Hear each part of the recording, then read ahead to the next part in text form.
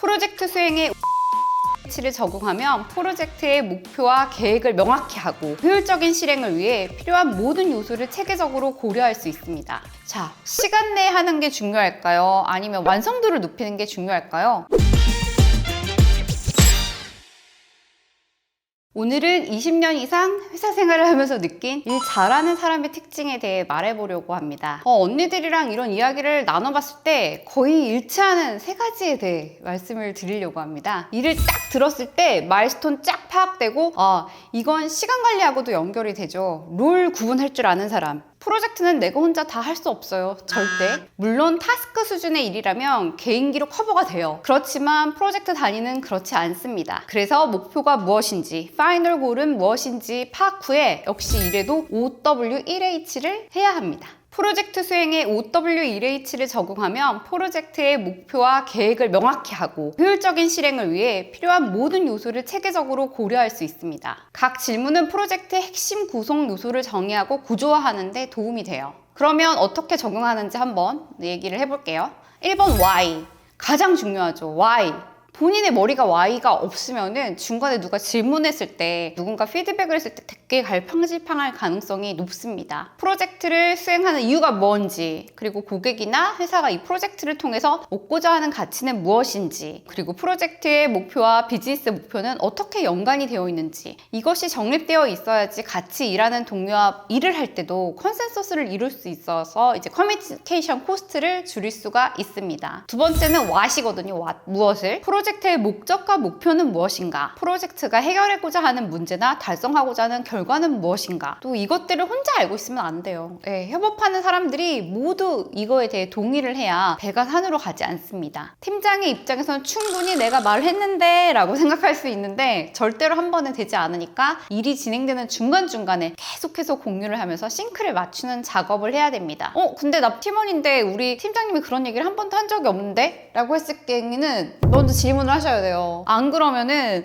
내가 일을 실컷 했는데 이 방향이 아니야 해가지고 리워크를 할 가능성이 있습니다. 프로젝트를 통해 만들어질 주요 산출물, 결과물과 주요 항목은 무엇인가? 아웃풋에 대해서 명확하게 이제 알아야 일의 엔드 시점을 찍을 수가 있거든요. 아니면 나는 끝났다고 생각하는데 산출물이 나오지 않았기 때문에 엔드가 아니다라고 말할 가능성이 있습니다. 세 번째는 who, 누가 하는지, 프로젝트에 참여하는 주요 인물은 누구인가, 역할과 책임은 어떻게 분배되는가. 이거 되게 중요한데 사실 작은 조직에서는 오히려 관가하는 경우가 많이 있는 것 같아요. 아마 그레이 영역이 많아가지고 그런 것 같은데 그럴 때일수록 리더가 명확하게 해줘야 각자 책임감을 가지고 일을 하겠죠. 그냥 보이는 사람이 하면 되지 하는 경우가 있는데 그러면은 계속 보이는 사람만 하던가 아니면은 보이는 사람도 안 해도 되네 해가지고 모두 안 하는 경우가 생깁니다. 그래서 아래날은 가능한 명확히 나눠주죠. 이해관계자, 그러니까 프로젝트 관리자, 팀원, 고객 협력업체 등 그들과의 의사소통 어떻게 이루어질 건지 고민을 해야 됩니다. 일을 할 때는 커뮤니케이션 스킬이 굉장히 중요하죠. 물론 툴도 중요한데 툴보다 더 중요한 것보다 어떤 톤앤 매너로 이야기할 것인가입니다. 그리고 주기를 정하는 것도 굉장히 중요하죠. 일 잘하는 사람은 정보를 제때 투명하게 공유를 해서 팀 전체가 같은 목표로 가도록 돕습니다. 싱크를 잘 맞춘다는 이야기이고 중간 점검과 피드백을 통해서 작은 문제도 초기에 해결을 할 수가 있어요. 갑자기 모여요 해서 모이면 어떻게 되죠? 전 시간 안 돼요 이런 사람 있고 미리 또 생각을 해오지 않기 때문에 효율적인 커뮤니케이션이 이루어지기 어렵습니다. 네 번째는 when, 언제. 프로젝트의 시작과 완료 시점이 언젠지, 그리고 각 단계별 주요 일정이랑 마일스톤 어떻게 되는지, 타임라인이랑 일정을 어떻게 관리하고 지원됐을 때 대처 방안 뭔지. 웬 되게 중요합니다. 자, 시간 내에 하는 게 중요할까요? 아니면 완성도를 높이는 게 중요할까요? 물론 둘 다 잘하는 게 베스트인데 그런 경우는 잘 없어요. 우리는 둘 중에 하나를 선택해야 되는 그런 경우에 거의 놓이게 되거든요. 그때는 뭐라고요?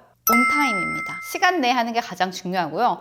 아무리 완성도가 높다고 해도 시간 내에 하지 않았다. 그럼 뭐다? 탈락입니다. 그러므로 시간 관리가 굉장히 중요합니다. 일 잘하는 사람은 엔드데이트가 잡혀 있어가지고 일주일 전에는 2주일 전에는 뭐가 나와야지 이런 게 머릿속에 착착 있거든요.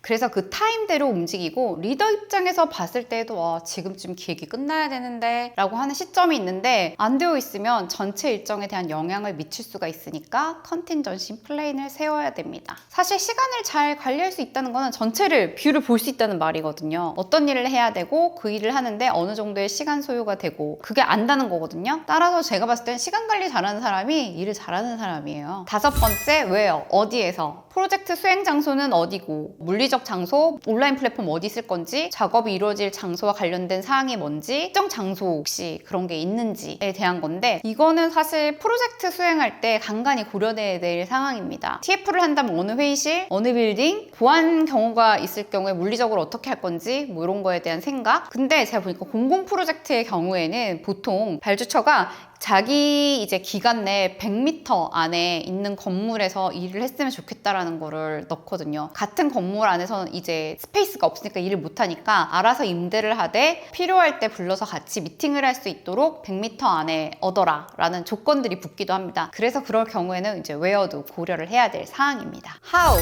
어떻게에 대해서 얘기를 해볼게요. 프로젝트를 어떻게 수행할 것인가, 방법론, 뭐 접근 방식 이런 게 있는데, 방법론에는 순차적인 단계로 진행하는 전통적인 방식의 워터폴, 유연성과 협업을 중시하면서 뭐 여러 반복 주기로 나눠서 지속적으로 피드백 반영해서 발전시킨 애자일, 그리고 소규모 팀이 짧은 개발 주기인 스프린트를 반복적으로 이제 점진적으로 완성시키는 스크럼 요즘에 개발 조직에서 되게 많이 쓰더라고요. 리소스, 뭐 인력, 예산, 도구 등 배치는 어떻게 할 거고, 이제 위험 요소는 어떻게 갈릴 것인지도 생각을 해야겠죠. 이렇게 OWEH를 프로젝트에 적용하면은 각 질문에 대한 답변을 통해서 프로젝트의 개요를 명확하게 하고 리스크를 줄이면서 효율적으로 이제 할 수 있게 되죠. 이러면 이제 OWH 분석을 통해서 프로젝트의 전체적인 그림을 명확히 파악, 누락된 요소나 고려사항을 식별해서 체계적인 계획 수립과 실행이 가능해집니다. 그러니까 이제 효과적인 커뮤니케이션이나 관리가 가능하겠죠. 그럼 프로젝트 할 때만 이렇게 OWEH 생각해야 되는 거 아니야? 할 수 있는데 그렇진 않고요. 뭐 작은 거라도 예를 들어 뭐 보고서 작성한다 라고 할 때 보고가 언제니까, 중간 리뷰는 언제 맞춰야 되고, 뭐 스토리 라인 적다 보니까 이런 근거 데이터가 필요하니까 그럼 이 근거 데이터는 누구한테 언제 요청해서 언제까지 받아야 된다, 이런 게 잡힐 수 있잖아요. 그렇기 때문에 역시 OWEH를 적용해 볼 수가 있습니다. 두 번째로 일 잘하는 사람의 특징은 일의 본질을 정확하게 파악할 줄 아는 사람. 메타 인지 능력 있죠. 자신의 사고 과정이나 학습 과정을 인식하고 이해하고 또 관리하고 조절하는 능력, 메타 인지 능력이 있는 사람이라고 하는데, 제가 봤을 때 메타인지 능력이 뛰어난 사람이 똑똑한 사람이라고 생각하거든요. 마찬가지로 일의 본질을 파악하는 사람이 일을 잘하는 사람이에요. 문제 진단부터 계획, 그러니까 대안까지, 문제에 대해서 이게 문제인데요 라고 하면은 안 돼요. 일 못하는 사람의 특징이 그거예요. 이게 문제입니다 이러고 끝내는 거거든요. 해결책은 말하지 않고 팩트만 말하는. 물론 초반에 주니어는 또 그럴 수 있다고 생각해요. 근데 주니어도 반복해가지고 대안까지 만들어보는 연습을 꼭 해보시기를 바랍니다. 일 잘하는 사람은 이게 문제인지 아는 사람, 문제인지 알면 어떻게 처리해야 되는지 고민하고 문제에 대안을 생각해서 말합니다. 저는 예전에 대안을 한 7개 가져간 적이 있거든요. 물론 이제 뭐 PPT 반 페이지씩 해가지고 7개였는데 팀장님께서 그러시더라고요. 7개 너무 많다. 너가 고민해가지고 3개로 줄여와라. 대안은 한 3개까지만 해보시기를 바랍니다. 그런데 뭐가 문제인지 모르면 일 못하는 사람은 문제인 걸 알더라도 자기가 처리할 자신이 없으니까 그냥 뭉개는 경우가 있습니다. 이러면 어떻게 되죠? 전체 시간 다 밀려버리잖아요. 전체적으로 늦어지기 때문에 다른 동료가 더 빨리 많이 해야 되는 경우가 생깁니다. 내 동료, 같이 일하는 사람이라고 생각하면 이런 민폐는 끼치지 말아야겠죠? 세 번째 특징은 상사, 리더의 시간을 줄여주는 사람. 알아서 척척척 이해 못했으면 바로 물어보고, 그래야 상사가 나한테 쏟는 시간을 줄일 수가 있거든요. 그렇다고 처음 가이드라인만 듣고 끝까지 한 번도 이제 리더와 중간 커뮤니케이션 없이 짠 하고 가져가는 것은 안 됩니다. 그건 아닙니다. 중간중간 진행사항이나 이슈에 대한 공유는 해야 됩니다. 그래야 제대로 가는지, 문제가 있다면 어떻게 해결할지 논의를 해가지고 바로바로 정해서 갈 수 있거든요. 리더도 일이 되고 있구나 라고, 이게 이 정도 진행되었구나